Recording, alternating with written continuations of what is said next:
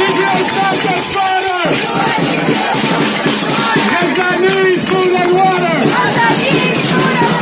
Israel, stop the slaughter! Gaza needs food and water!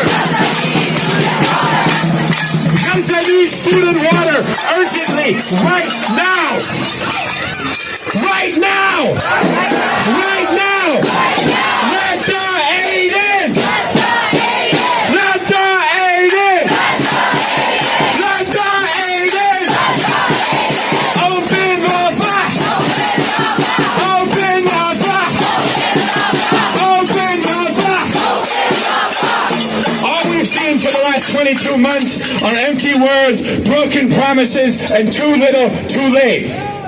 It is on us, the people of the world, to join to pressure every single state to join the call being led by the hate group to demand sanctions on Israel, to demand Israel be completely isolated and treated like the pariah that it is, and to demand that the starvation of our people, our children, babies in Gaza be stopped immediately. We need actions like this every day. This is just our first step. This is just our first step. We are at stage 5 famine. We are at stage 5 famine, and so we must be on stage 7 response with our organization. I want everyone in here to scream as loud as you can if you are going to be here at 3 p.m.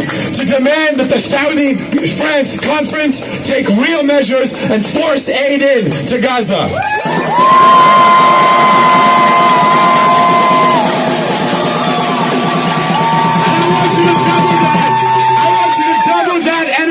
If you are going to be at the People's Forum next Monday, 320 West 37th Street at 6:30 p.m.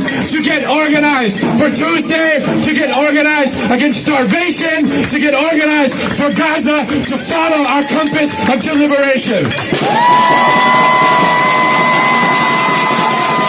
Brothers and sisters, please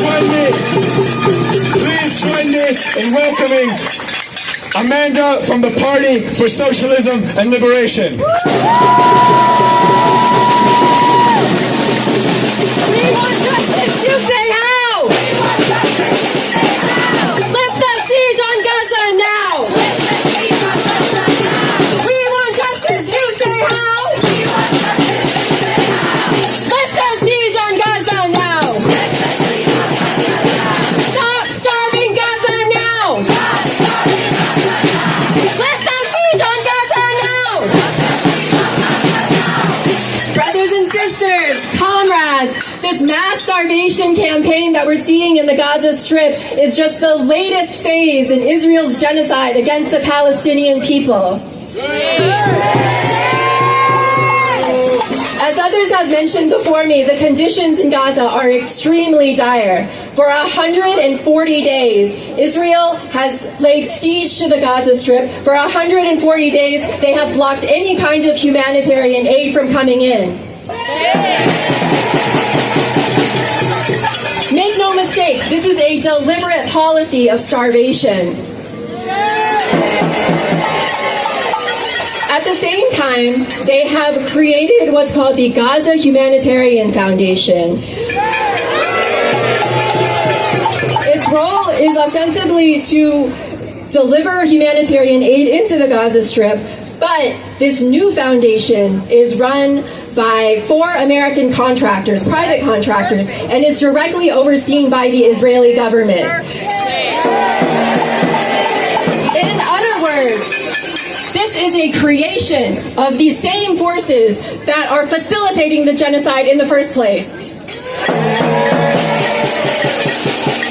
Their aid delivery sites have now become death traps, as Israel has killed over 1,000 Palestinians who were just lining up for food.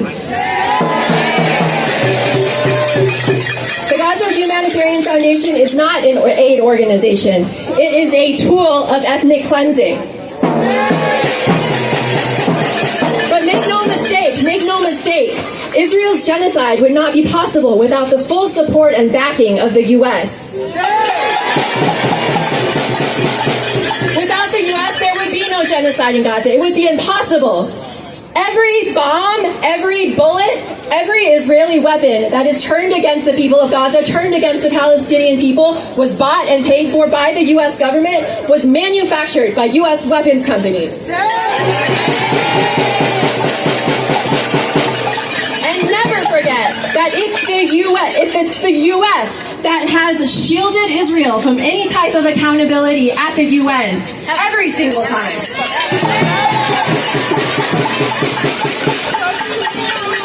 But I just want to remind us that this is all part of a system. It is part of a system that wages genocide against the Palestinian people. It is a system that deprives Cuba of food and medical supplies through a decades-long genocidal blockade. It is a system that destabilizes Haiti, and it is a system that robs Africa of its natural resources to enrich its ruling class.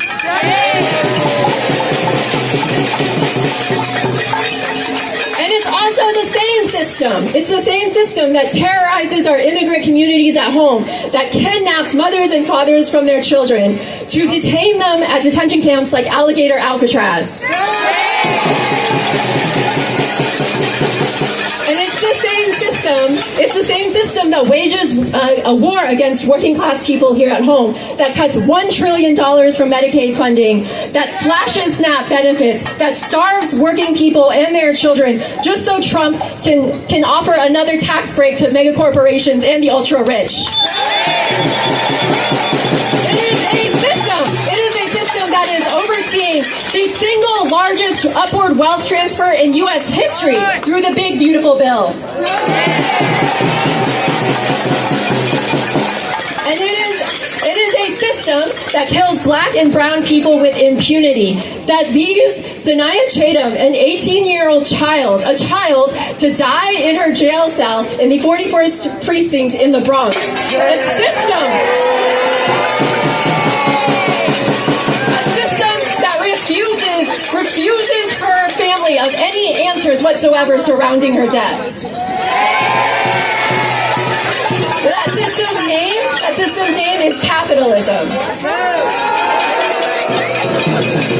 Capitalism is a system of death and destruction that wages war and genocide across the globe so that the ultra-wealthy control capital and resources, and to enrich the very few up at the top at the expense of all of us. So never forget that the struggle against the genocide in Gaza, the struggle against imperialism, is always a struggle against capitalism itself.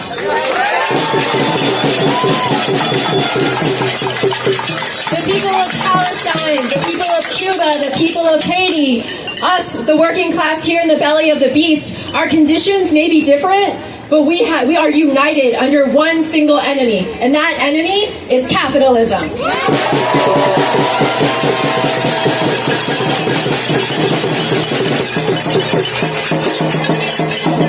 That's why we've been out in the streets for 2 years. That's why we'll continue being out in the streets. We'll continue organizing. We'll continue building this movement until, one, we see an end to the genocide in Gaza. We see an arms embargo in Israel. And we see that every person, whether here at home or abroad, can live a life of dignity and self-determination.